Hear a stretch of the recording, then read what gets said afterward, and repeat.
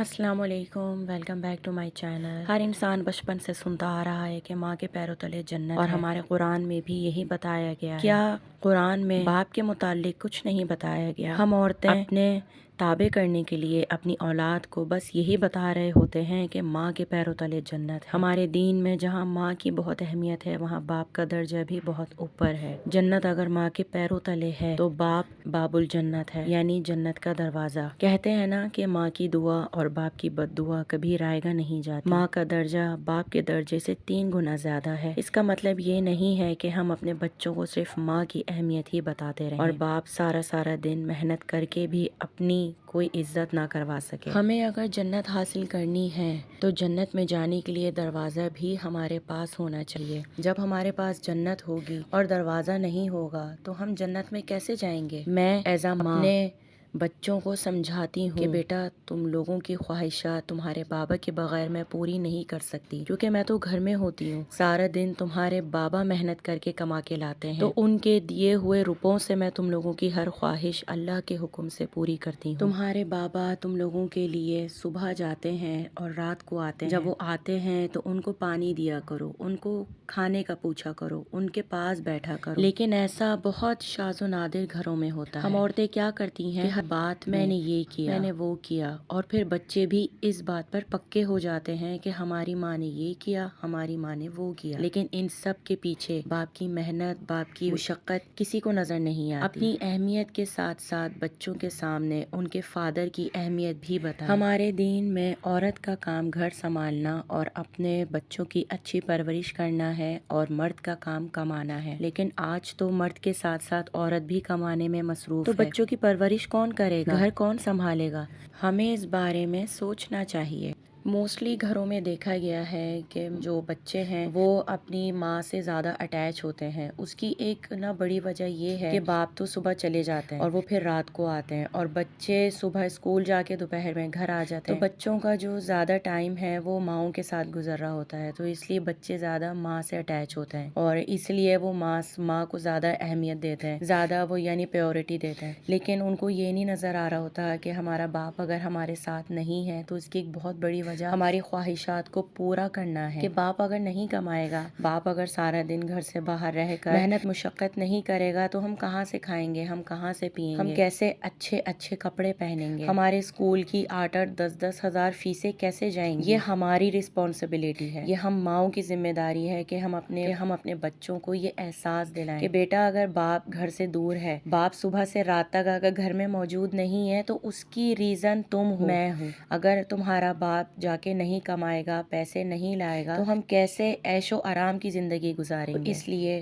اپنے ساتھ اپنے بچوں کو باپ کی اہمیت کا بھی احساس دلائیں۔ ہم بھی کسی کی اولاد ہیں، ہم مائیں بھی ہم جو ہیں کسی کی اولاد ہیں، ہمارے بھی ماں باپ ہیں۔ آج اس چھوٹے سے لیکچر میں نے کوشش کی ہے کہ آپ کو ایک اچھی بات بتا سکوں، سمجھا سکوں، کیونکہ ظاہر سی بات ہے یہ ہم آپس میں ہم سب کی ذمہ داری ہے، کیونکہ کوئی بھی انسان مکمل نہیں ہے، کسی نہ کسی انسان میں کوئی نہ کوئی کمی ضرور ہے، تو ہمیں ایک دوسرے کو اچھی باتیں بتانی چاہیے، سمجھانی چاہیے، تاکہ ہم اپنی اصلاح کر سکیں۔ تو امید کرتی ہوں کہ آپ کو میرا آج کا لیکچر اچھا لگا ہوگا، پسند آیا ہوگا، اور آپ لوگ بھی اس بات کو سمجھیں گے کہ ہم ماؤں کو اپنی اہمیت کے ساتھ اپنے بچوں کے فادر کی اہمیت بھی بتانی چاہیے۔ اپروکسیمیٹلی میرے پاس 1.5 لیٹر کے قریب ملائی تھی، جس میں سے 3 پاؤ کے قریب لگ بھگ جو ہے نا دیسی گھی نکلا ہے۔ جو جار میں نے دکھایا ہے ویڈیو میں وہ تقریباً 1 کلو کا ہے، اس میں 1 کلو گھی آتا ہے اور تقریباً 3 پاؤ کے قریب اس میں دیسی گھی آیا ہے۔ نیوٹری فیکٹر سے میں نے پارسل منگوایا تھا آن لائن، بچوں کا انہوں نے نیا سپلیمنٹ نکالا ہے، کیلشیم پلس وٹامن D3، تو یہ میں نے اپنے دونوں بیٹوں کے لیے منگوایا ہے۔ میں نے سوچا کہ آپ لوگوں کے ساتھ بھی میں شیئر کرتی ہوں، اگر آپ لوگ بھی منگوانا چاہیں۔ بہت اچھی یہ کمپنی ہے اور ان کا میں نے پہلے ایک سیرپ بھی یوز کیا ہے بچوں کے لیے اور بہت اچھا ریزلٹ ہے۔ 750 اس کے پرائز ہیں ایچ، اور اس کا نام ہے بونیکس۔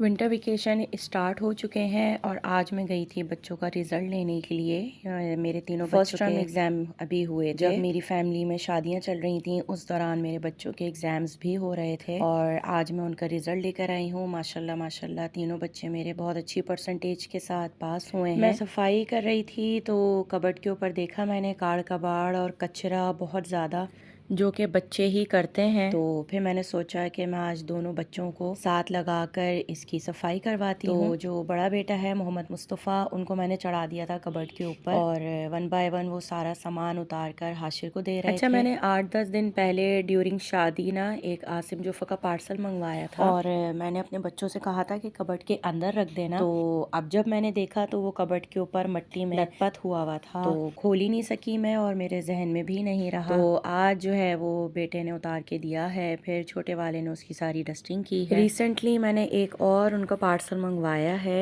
और दोनों मैंने अभी रख दिए हैं, अभी मैंने खोले नहीं है। नेक्स्ट किसी व्लॉग में आपके साथ शेयर करूंगी कि मैंने कौन कौन से यानी आर्टिकल्स मंगवाए हैं। फिलहाल दोनों बेटे लगे हुए थे कबर्ड की सफाई करने में बहुत ज्यादा। इन्होंने ऊपर जो है ना माचिस की तीलियां और रोबिक क्यूब और पता नहीं अला बला क्या क्या चीजें फेंकी हुई थी। तो फिर इसलिए मैंने इन लोगों से सफाई करवाई ताकि इनको पता चले। और दोनों ने फौरन मास्क लगा लिए थे क्योंकि डस्ट इतनी ज्यादा उड़ रही थी, छींकें आनी शुरू हो गई थी। बड़े वाले को तो डस्ट एलर्जी है, तो वो तो बिल्कुल भी डस्ट का काम नहीं कर सकते, लेकिन फिर भी मास्क पहन के मैंने कहा बेटा करना तो आप ही को है। और हाशिर जो है वो बेड पे खड़े होकर उछल कूद किए चले जा रहे थे और मेरी वीडियो खराब किए चले जा रहे थे और मुझसे बातें भी सुन रहे थे। और जब मैंने बताया और दिखाया कि देखो जरा किस तरह से वीडियो मूव हो रही है, बार बार स्टैंड हिले चले जा रहे हैं, तो और ज्यादा हंस रहे थे। तो इंजॉय करके इन लोगों ने काम किया। अल्हम्दुलिल्लाह कबर्ड ऊपर से बिल्कुल साफ हो गई थी, नीट एंड क्लीन हो गई थी। साथ साथ मैंने मोहम्मद मुस्तफ़ा से कहा कि बेटा वॉल्स भी साफ कर दो, तो उन्होंने हाथ के हाथ वॉल्स भी साफ कर दी। वेकेशंस में मेरा दिल चाह रहा था कि मैं बच्चों को लेके क्वेटा जाऊं बाय रोड, लेकिन हस्बैंड ने मना कर दिया। फर्स्ट ऑफ ऑल हस्बैंड का काम इस तरह का है कि वो ऑफ नहीं कर सकते। सेकेंडली हाईवे पर फॉग इतनी है कि हर साल इतने एक्सीडेंट्स होते हैं, इतने हादसा होते हैं कि हमें खुद अवॉइड करना चाहिए इस मौसम में सफर के, हम हादसा से बच सकें। और गैस का इशू तो पूरे पाकिस्तान में बहुत ज्यादा है। अपने घर में तो बंदा एडजस्ट कर लेता है, जैसे भी ये